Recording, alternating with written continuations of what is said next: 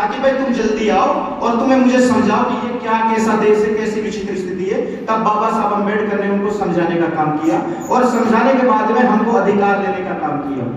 लेकिन ये कांग्रेस पार्टी के लोग, ये गांधी परिवार के लोग इस बात तक नहीं जमे और इन्होंने यहाँ पर उड़दंग कर दिया और ये कहा कि अम्बेडकर ने जो रिपोर्ट पेश करी है वो झूठी रिपोर्ट पेश की है, आप हमको भी बुलाइए। इस देश से वापिस से कांग्रेस पार्टी और गांधी एंड पार्टी के लोग लंदन में जाकर के बाबा साहब अम्बेडकर का रास्ता रोकने का काम किया। उन्होंने कहा कि अम्बेडकर जिस बात को कह रहा है वो गलत कह रहा है, सत्यता हम बताते हैं आपको। गांधी एंड परिवार के लोगों ने इस देश में और लोगों को ले जाकर के वहां पर अंग्रेजों को फिर गुमराह करने का काम किया साथियों।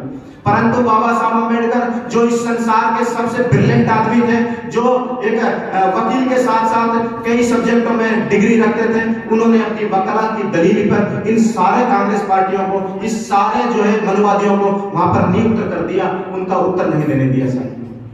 बाबा साहब अम्बेडकर ने हमारे लिए जो लंदन में अधिकार लिए, वो पहला अधिकार समानता का लिया साथियों। कौन सा अधिकार लिया? समानता का। और ये कहा इस देश में हम लोग भी समान व्यवस्था पर जाकर के सभी चीजें समान कर सकते हैं। जैसे हम भी जिस दिन ब्राह्मण के लड़के की शादी है उस दिन हम भी लड़के की शादी कर सकते हैं, समान डेट को कर सकते हैं। ये बाबा साहब अम्बेडकर ने कहा। जी, अगर ब्राह्मण का लड़का हेलीकॉप्टर में बारात लेकर के जाता है तो एक दलित का लड़का भी हेलीकॉप्टर पर बारात लेके जा सकता है। ये समानता का अधिकार है। एक मोहल्ले में ब्राह्मण का मकान बना हुआ है, उसके बगल में ही आपका कोई भाई बना करके मकान रह सकता है। ये समानता का अधिकार था। एक मंदिर में पूजा करने का काम कर रहा है, उस टाइम उसके बराबर जो आदमी पूजा कर रहा है वो भी समानता का अधिकार था। एक कंपनी का जो मैनेजर है उसके बराबर में जो बैठ के काम कर रहा है वो भी दलित समाज का हो सकता है। ये बाबा साहब अम्बेडकर ने समानता का अधिकार लेकर दिया।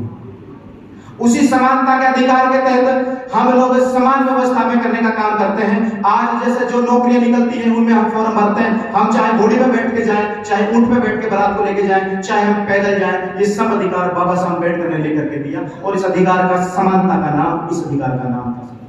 दूसरा अधिकार बाबा साहब अम्बेडकर ने हमको शिक्षा का लेकर के दिया और ये कहा कि जिस स्कूल में एक ब्राह्मण का बच्चा पढ़ता है, जिस स्कूल में क्षत्रिय का बच्चा पढ़ता है, जिस स्कूल में धन्ना सेठ का बच्चा पढ़ता है, उस स्कूल में मेरे समाज का बेटा भी पढ़ सकता है। ऐसा अधिकार बाबा साहब अम्बेडकर ने शिक्षा का लेकर के दिया। परंतु इन लोगों ने शिक्षा के अधिकार का भी दोहरीकरण कर दिया है साथियों। कैसे किया है? जिस स्कूल में आपके बच्चे पढ़ते हैं वो स्कूल सरकारी स्कूल हुआ करता है और जिस स्कूल में इनके बच्चे पढ़ते हैं वो प्राइवेट स्कूल हुआ करता है। प्राइवेट स्कूल की फीस इतनी होती है कि आप उस फीस को भर नहीं पाते हैं और सरकारी स्कूल की शिक्षा ऐसी हुआ करती है कि आपका बच्चा सक्सेस नहीं हो सकता है। और दोनों के लिए समान बराबर का कंपटीशन है। जब दोनों पढ़ करके बाहर जाएंगे तो एक मेरिट में बैठने का काम करेंगे। शिक्षा के अधिकार को भी बाबा साहब अम्बेडकर के शिक्षा के अधिकार को भी धीरे धीरे कर करके सरकार ने समाप्त कर दिया है। अभी हाल ही में आपने देखा होगा शिक्षा के अधिकार के तहत जो सरकारी स्कूल खुले हुए थे उनको भी खत्म करने का धीरे धीरे सरकार काम और षड्यंत्र करती आ रही है। शिक्षा का जो अधिकार बाबा साहब ने दिया और ये कहा कि मेरा समाज पढ़ लिख करके आगे बढ़ेगा, शिक्षा से ही आगे बढ़ेगा। और बाबा साहब ने कहा कि शिक्षा वो शेरनी का जो पिएगा वो आगे बढ़ाएगा, वो दहाड़ेगा और समाज को आगे लेकर जाएगा।